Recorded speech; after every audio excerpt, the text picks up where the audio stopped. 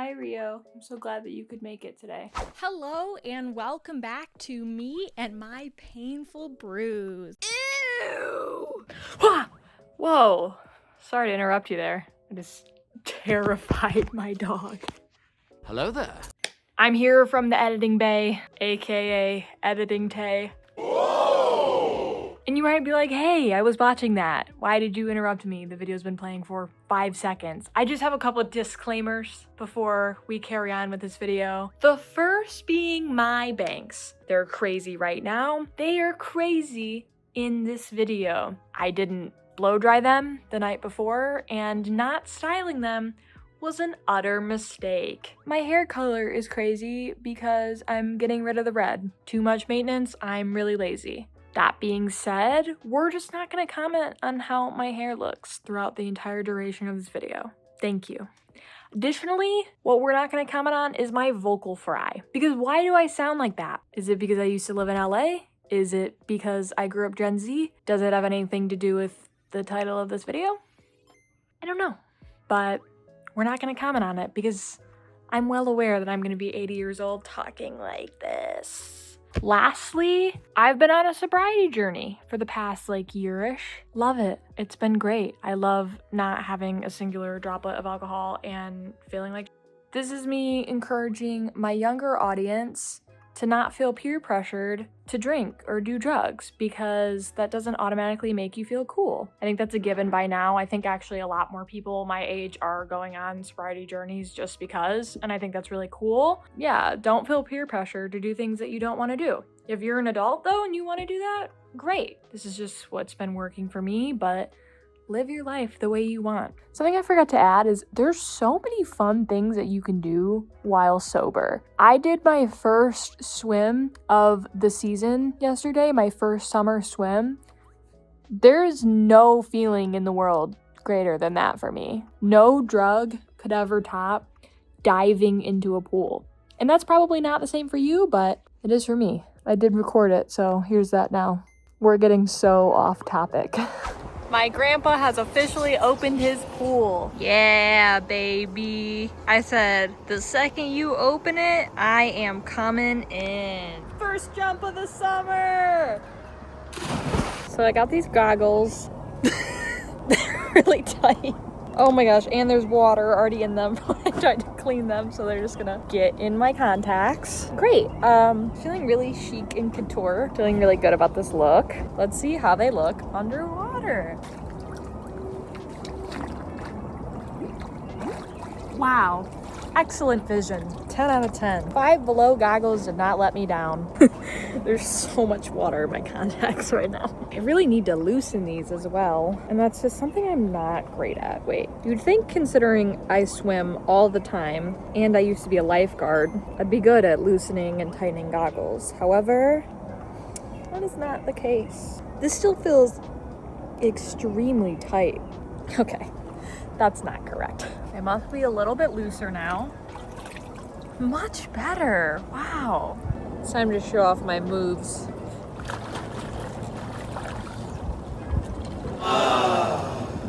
That one was weak. We must try again.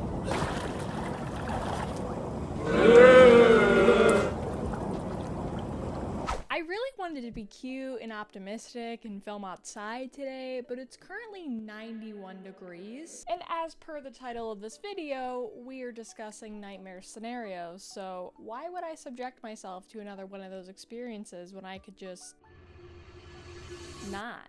Anyway, yes, my cat has entered the chat. Do you have anything to say?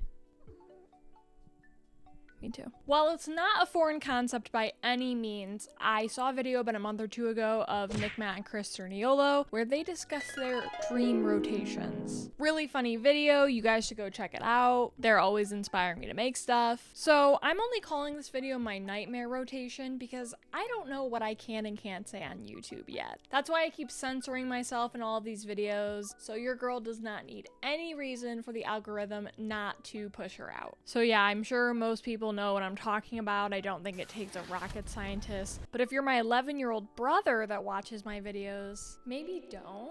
or at least not this one. But if you insist on watching, then this is essentially just people I wouldn't want to be around a campfire with.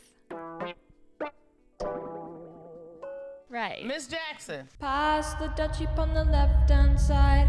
Let's begin with something that is often overlooked in these discussions. The setting. Tell me for the edible, give me the feeling yummy. Are you thinking what I'm thinking? Deserted in the Amazon rainforest in the middle of the night? Yup, I thought so. I just love the idea of envisioning myself trapped in the rainforest with no way of getting out, as 10% of all of Earth's living creatures just stare at me waiting to make me their next meal. Luckily though, in this scenario, I have found fire, I have found shelter, but you might be like, what are you sitting on? Well, since it's my nightmare scenario, we are all sitting on styrofoam chairs. I don't think that there's any object that I hate more than styrofoam. Satan himself had a DIY moment and handcrafted styrofoam. I don't even like saying the word. It grosses me out. Dude, when someone has a styrofoam takeout box and they're throwing it away, so they put it in the trash and they smush it down, the sound it makes, I feel it all up in my teeth. I can't discuss this further. I might throw up on camera. So yeah, we're sitting in styrofoam chairs, and also because we're in the Amazon, everyone's just like wet. Everyone's damp. And when someone goes to pass to you, your hands brush together and you feel your wetness melting into their wetness. Also, somehow we've miraculously found a radio, but we have no way to contact people. And it just keeps playing a staticky version of the song Rude by Magic on repeat. You know what song I'm talking about. I do not like to personally deem myself a contrarian or a hater, but I have a very strong distaste for that song.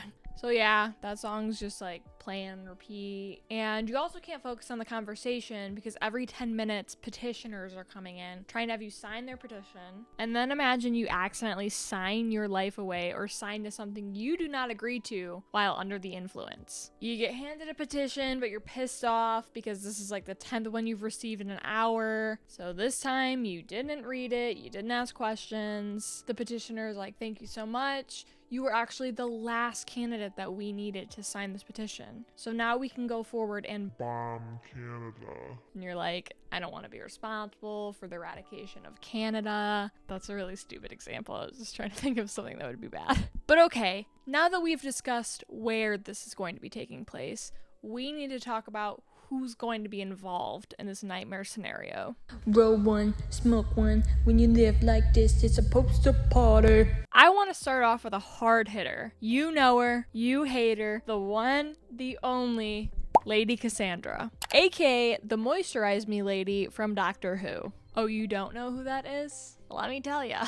All I can say is her dry mouth would go crazy. I feel like she'd just be complaining about that the whole time. Also, she doesn't have limbs, so I would have to pass it to her and hold it in her mouth for her. So I'd be the one doing all the work, but I am an oldest daughter, so it's just kind of in my DNA. I'd feel obliged to help out even though I despise her. But there is one thing to note. She is 4,000 years old, so I think sitting next to her would be horrendous. There's nothing that we would have in common. She also deems herself to be the last pure human on Earth, so I'm not even sure she would want to partake in this situation. I feel as though she would just judge us. But listen, I don't want to be an advocate for peer pressure. That's just not in my nature, and I feel like it's really uncool to pressure people to do something that they don't want to do. But if we're in a scenario like this, you're forced to be in my roto. You have no choice, so pucker up, lady. We're going down in this Amazon together, whether you like it or not. Moisturize me, moisturize me.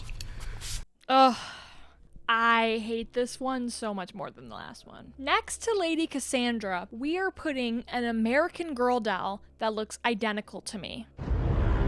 Just feels like the two of them would hit it off great, considering they're both horrifying. And I think I'd like to put the doll next to Cassandra. That way there's a barrier between me and the doll, and I can use Cassandra's big ass contraption thing to turn and wheel her so that I don't have to look that scary ass doll in the eyes ever again. Also, a haunted doll in the middle of a jungle just makes sense. Of course, there's a haunted doll in the middle of the jungle. I've hated dolls my entire life. they've always creeped me out. As a kid, you would not catch me playing with a doll.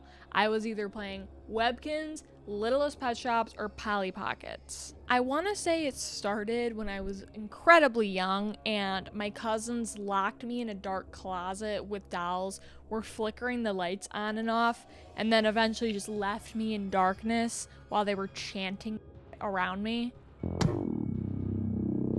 Yeah, that's definitely why I'm afraid of them. There's also just something so uncanny valley about them. Specifically the one that I had. When I was like 8, my grandparents bought me an American Girl doll, and it was one of them that you could make look identical to you. That's the worst thing ever. I've had near-death experiences, and nothing freaked me out more than the thought of a doll that looks like me existing in this ether. And it lived in my bedroom!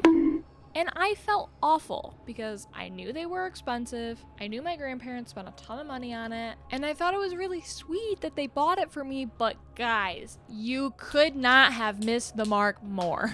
You could have given me a grenade for Christmas that I knew was going to launch off at any moment. And I probably would have been less scared about having that in my bedroom than the doll. Would have got way better sleep with that grenade, let me tell you. And mind you, I've always had issues with sleep and sleep paralysis. I just had sleep paralysis last night. Let me tell you about that for a second. It was fucking horrible. So it was 3 a.m., of course, because why would it be any other time than the devil's hour? I always hear voices in the hallway that come closer, and I just know in my head that they're coming to get me. And so then I turn and there's a figure next to me. You better stop! I don't even like to talk about it, but that's what happened. And the figure had a Detroit Pistons blanket over its head, which in retrospect is actually really funny. But when you're stuck and you can't move and there's just something breathing next to you, it's horrifying. And then I started to hear a noise, and I don't know if it came from me or if it came from this thing, but it was, oh my gosh. I'm gonna recreate it to the best of my abilities, but it was like, I just got the chills. So after it was like, go away. And then I woke up because my cat pounced on me. So I must have made a sound or something that scared her because she woke up, and then next to me on the bed, she went, so thank you for my cat because she just saved the day. And then yeah, I look at my phone. It's 3 a.m., of course. Anyway, I've always had issues with sleep paralysis, and I used to get sleep paralysis of this doll. I would be unable to move in my bed like 8 or 9 years old. 8-year-olds should be dreaming about happy things, and their biggest worry should be what they're gonna eat today or what they're gonna play at recess. And no, my biggest worry was this doll in the corner of my room. Straight up, all of the time I would just see it moving in my sleep paralysis, and I hated it. I'd like to tell myself that it's sleep paralysis because I don't ever want to open that can of worms. And that doll freaked me out so much that I made my mom get rid of it. I don't think I slept for an entire year. That being said, I just want to make this disclaimer now to any of my family or friends. I do plan on being a mom in the future. If you guys decide to give my child a doll, just know that not only is that thing never entering my home, but I won't be speaking to you anymore. Just know you're not coming into my house ever again. I won't be inviting you to events, and I'm going to delete your number off of my phone. Do not gift me or my child a doll ever. And I think that that's pretty reasonable. In fact, I think I'd rather include my kid in this roto than have a doll enter my house. I'm kidding. Me when I say in fact about something that I'm joking about. But yeah, don't give my kid a doll. Please and thank you. Moving on, we have Michael Rappaport, specifically with the behavior that he exhibited in the show Traitors. I think you're full of doo-doo. Big, thick traitor doo-doo. Oh my God. Listen, I don't know much about the guy. Maybe in real life, he's awesome and he was just putting on a front to gain virality and views. For those of you who don't watch Traitors, it's essentially a show where you have imposters, traitors, and a bunch of innocents faithfuls, and you have to try and figure out who's the imposter, who's the traitor. Honestly, the more I think about it, it's a lot like Among Us, so that's probably why I explained it that way. And in that show, it was made very apparent by the end that Michael Rapaport was not a traitor. However, everyone voted him out for the fact that they just didn't want him on the show anymore. Michael. It's Michael what? Maybe I care too much, but if that were me and a bunch of people just didn't want me around anymore solely because of my behavior, my therapist would never hear the end of that. He is so annoying. I'd have to isolate myself for eternity and just honestly journal and reflect on who I've become. Because what do you mean they voted you out solely because you're an asshole? Me again. This is where the bangs get really bad. At this point, I was like, do I deserve love? Do I deserve to upload this video? I almost scrapped the entire project, and this would not be the first time that I've almost scrapped an entire project solely because of my bangs. That's where I'm at in life. Eventually I got over it though, so I hope you can too. Don't think that I could handle the feeling of that many people disliking you in a room, especially for something that I could control. Polluting, commiserating, Colton. Commiseration means to feel sorry for someone. No, it doesn't. Yes, it does. He had no reason to act the way that he did. And that's why he'd be a nightmare in the roto. He'd make it an absolute mess. I feel like he'd leave trash everywhere. Even though we're in the rainforest, he'd somehow find and source trash and then leave it on the ground. He'd be hogging the J, just letting it canoe and burn as he's talking about how he's the greatest of all time. In the game, he quoted himself as the dopest, most faithful. That I'm the best looking, smartest, dopest, faithful. Those are real words, he said. You just voted out the best looking, the smartest, and the dopest faithful. And I just cannot fathom how he'd be in the flesh. He'd be like, I'm the greatest smoker, the smokiest smoker that ever lived. He kind of sounds like Donald Trump, the way that he talks about himself. You're a traitor and you know it. Michael, and you really want to show it. So yeah, just feel like he'd be a nightmare to be around, and I'm gonna place him next to the doll. I think that'd be good for him because he could just talk your ear off and wouldn't elicit a response. It's Michael what? All right. You guys gotta hear me out on this next one. Next to Michael Rapaport, I'm going to be putting a golden doodle with hyper-realistic human eyes. They just bug me out. I don't get it. I don't know. Just feels like that'd send me into a really bad time if I looked at that dog for too long. And I'm a dog lover through and through. I've owned many dogs in my life. I've volunteered at so many different animal shelters. I love animals. They're a core part of who I am. I have a cat right now roaming around my room. But if I woke up tomorrow and saw on national television there was breaking news and they're like, this just in, we're discovering that golden doodles are actually not a dog breed. They were just tiny children in dog suits the whole time. Yeah, I'd believe it. I would believe it. Put my tinfoil hat on, I don't care. And I just don't need to be involved in whatever agenda golden doodles are pushing. Just feel like one day they're gonna take over Earth if AI doesn't beforehand. Maybe they're teaming up with AI, who knows? And then if they're not tiny humans and they're actually like aliens or something, we allow them to live with us. So they come into our homes, we take care of them, they study human behavior. This is happening right under our noses and we're doing nothing about it. Tell me you've never looked a golden doodle in the eye and been like, something's a little bit off about you, bro. I just can't pinpoint it, but those eyes. All right, last thing, I'm back again. This is me. This is the golden doodle. I was unaware that I placed us parallel to each other. Therefore, I have to stare into its tiny little beady human eyes the whole time. Bad placement on my part. Okay, next to the golden doodle, we have the guy from the Liberty Bibberty commercials. Liberty Mutual. Liberty? Oh, I despise these commercials. They're not funny. And I'm not saying I'm a master comedian, but they're not funny. Usually not an interweb dating guy. Barely ever use this phone computer. And I must be single-handedly paying their bills, making them millions of dollars in AdSense. Because I see those commercials for what seems to be every single time there's a spot for a commercial. Give the other companies a chance, Liberty Mutual. Because I know if I'm having an ad break, I'm seeing a ass Liberty Mutual commercial. So the idea of seeing that leather jacket in the flesh, don't even get me started, bruh. There's cat hair floating in the air. And y'all want to say I'm not an animal lover? Please. And if somehow by the grace of God you've never seen any of these Liberty Bibberty commercials, go buy a lottery ticket now. You are one of the lucky ones. In fact, you might be one of the luckiest ones. Because every other ad is going to be those two people on a weird Tinder date. Are you hungry?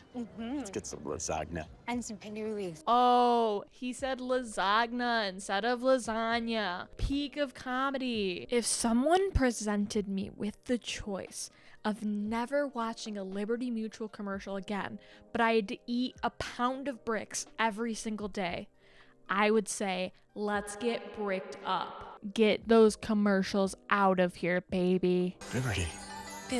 Okay, next in Mr. Liberty Mutual would be a bit of a curveball. This one's a little bit more personal to me. They've all been very personal to me. I mean, one of them is a doll that looks like me. But this next person is my 9th grade English teacher. Don't even get me started on this lady. I still harbor so much resentment for this person. It just lingers throughout my body when I think about her. So that's why I'm seating her next to one of the worst individuals in this roto. Yes, I'm still talking about the Liberty Mutual commercials. She was just a difficult teacher and not a good person. She was so rude to her students and a horrible grader. And listen, I like to pride myself on being a good student. Actually, I don't know if that's the correct terminology. Let me rephrase that. I had no choice but to be a good student or I'd get grounded. And this lady loved to get me grounded. It was awful. She had no remorse for her students or apathy whatsoever. Also, pretty sure she was genuinely illiterate at times because some of the grading just did not make sense to me. So it was really concerning that she was teaching English. And I feel bad for speaking on the behalf of my best friend. However, I don't think she would mind if I tell the story because I'm not really going into much detail. But my best friend's childhood dog passed away, and so she missed one day of school.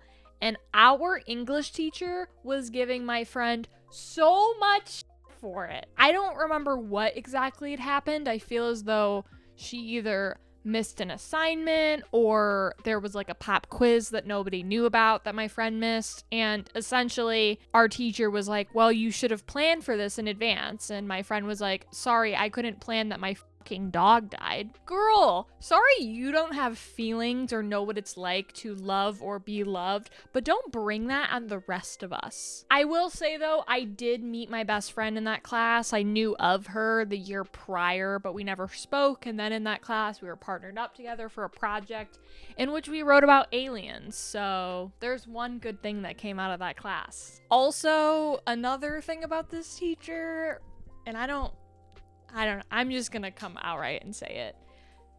She was inbred and very open about it. And listen, that's not me coming for people that are, because that's not a choice you make. These people didn't ask to be born or ask for their parents to be related. It's a sensitive subject, I know, but I don't agree with your parents being related. And she didn't really seem to have the same values that me and the rest of the class had. It was just the way in which she told us. We were reading a book that discussed being inbred, and it wasn't like a, oh, I've made my peace with it type B. It was more of like a, she didn't see a problem with her parents being related. Huh? That is just something I would never admit out loud, especially to a group of 9th graders. I feel as though early high school and middle school fosters some of the most evil people alive. Therefore, you could not waterboard that information out of me. Why, you may ask? Well, for example, when she was openly admitting to being inbred, there was this kid Justin in my class, and he just goes, "Yeah, we can tell." Are you kidding me? Are you kidding me? I would never show my face again. I would have to go and get a decade's worth of canned goods and then find a bunker and live underground, because you would not be seeing me anymore if a 9th grader said that to my face. No, pomegranates! We're just gonna move on. The very last person to enter my nightmare rotation is Michelle Obama. Huh? I know. Hear me out. You're probably like, Taylor, Michelle Obama is so cool.